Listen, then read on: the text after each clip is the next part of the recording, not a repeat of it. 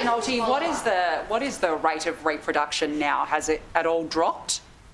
It's a little bit early to know because we do like to see, as I mentioned, we've just had a weekend that can mess up with how many people get tested. That there may be a factor of the weather in terms of influencing whether people get tested or not. So we'd like to see a few more days before we can have confidence about whether there is a trend. We have seen in the past 3 days of flattening, then it jumped up again.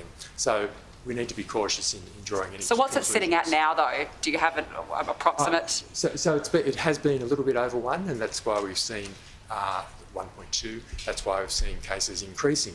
But when it gets to 1, that means it's flattening, and when it gets below 1, that means it's declining. So it depends on where you are in the state. So in some states where we've seen increases, such as in the Illawarra and Central Coast in several days ago, it was certainly above 1, but where we're seeing a decline, it falls below 1. Dr. McAnulty, I asked the Premier about pools yesterday. She said pools is in relation to health advice, says they can't reopen. But from a health advice perspective, is there any difference in COVID risk from a public pool and a natural swimming pool, like an ocean pool, compared with a public pool? Yeah, so pools,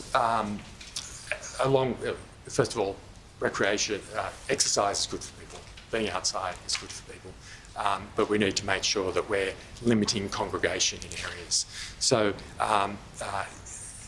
certainly in the west and southwest Sydney, where we've been seeing the bulk of cases, minimising congregation of people, even outdoors, is important.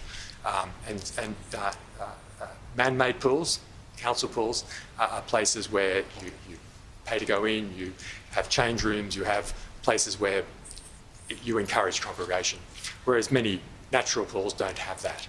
And certainly on the coastline so far, we've had lower rates of disease. So all those kind of factors are taken into account when deciding whether or not it's safe to open any sort of facility like a pool. So what about, sorry, just to follow up, but in relation to the actual difference between a natural swimming pool and a public swimming pool, is there any difference, or is it about the caseload?